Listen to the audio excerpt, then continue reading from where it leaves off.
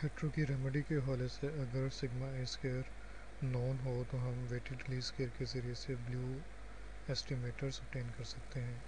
लेकिन sigma A square unknown हो तो ओएलएस से वेरिएंस कोवेरिएंस के कंसिस्टेंट एस्टिमेटर ऑब्टेन किए जा सकते हैं इवन तो हेट्रो डाटा में एग्जिस्ट करती हो। White shown that white heteroscedastic consistent variance and standard errors can be performed so that asymptotically valid statistical inference can be made about the true parameter. White heteroscedastic consistent standard errors को robust standard error भी कहा जाता है। White heteroscedastic consistent standard errors OLS obtain की जाने वाली standard error से large होती हैं, नतीजतन estimated t values भी स्मॉल होंगी। लेकिन अगर White heteroscedastic consistent standard error small होंगी तो फिर टी वैल्यूज़ लार्ज हो जाएंगी। ओएलएस की आउटपुट को white heteroscedastic consistent standard error से कंपेयर करना यूज़फुल हो सकता है। कंपैरिजन से हमें अंदाज़ा हो जाता है कि अगर हेट्रो एग्जिस्ट करती है तो क्या ये कोई सीरियस प्रॉब्लम है या नहीं है। वाइट प्रोसीजर का एक ड्रॉबैक है कि इससे ऑब्टेन किए गए एस्टिमेटर्स एफिशिएंट नहीं होते, लेकिन इसकी निस्बत हेटरोस्केडास्टिसिटी की टाइप या पैटर्न के मुताबिक डाटा को ट्रांसफॉर्म करने से जो एस्टिमेटर हासिल होते हैं वो निस्बतन ज़्यादा एफिशिएंट होते हैं। हेट्रो की रेमेडी के हवाले से हेट्रो पैटर्न से मुतल्लिक कुछ अजम्पशंस हैं, जैसे एरर वेरिएंस का एक्स-आई स्क्वायर के साथ प्रोपोर्शनल होना, यानी expected value of U I hat square is equal to sigma square X I square. ये अजम्पशन हमने ग्राफिकल मेथड और पार्क जलेस्टर अप्रोच में भी अज्यूम की थी। इस अजम्पशन की ग्राफिकल रिप्रेजेंटेशन इस तरह से होगी, sigma I square Y axis पर और एक्स एक्सिस पर, और इनमें जो पैटर्न है वो कुछ इस तरह से एग्जिस्ट कर रहा होगा। हेट्रो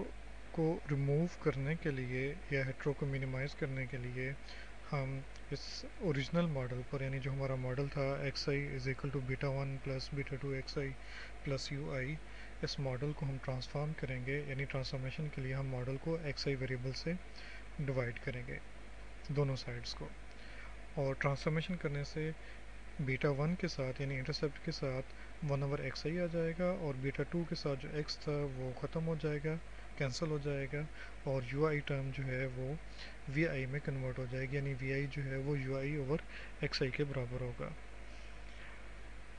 अब इस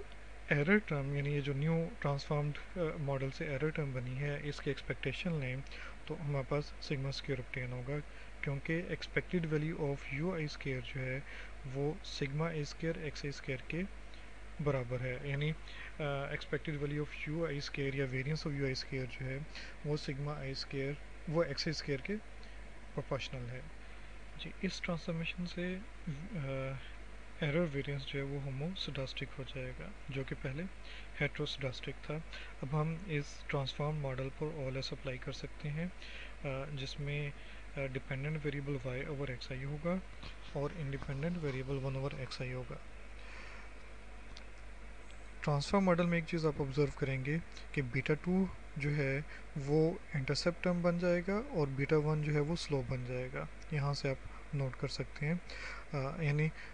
अब ओरिजिनल मॉडल ऑब्टेन करने के लिए, एक्चुअल मॉडल ऑब्टेन करने के लिए हम इस ट्रांसफॉर्म्ड मॉडल को एक्स आई से मल्टीप्लाई कर देंगे। इसका मतलब ये हुआ कि अगर हमारा डाटा सेट हेट्रोसेडास्टिक है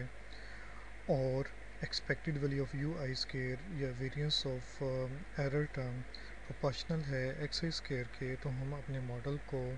एक्स आई से डिवाइड कर कर ट्रांसफॉर्म करेंगे एक नए मॉडल में, और फिर हम इस ट्रांसफॉर्म्ड मॉडल पर ओएलएस अप्लाई करेंगे। ऐसा करने से ट्रांसफॉर्म मॉडल की एरर टर्म का वेरिएंस होमोसेडास्टिक हो जाएगा।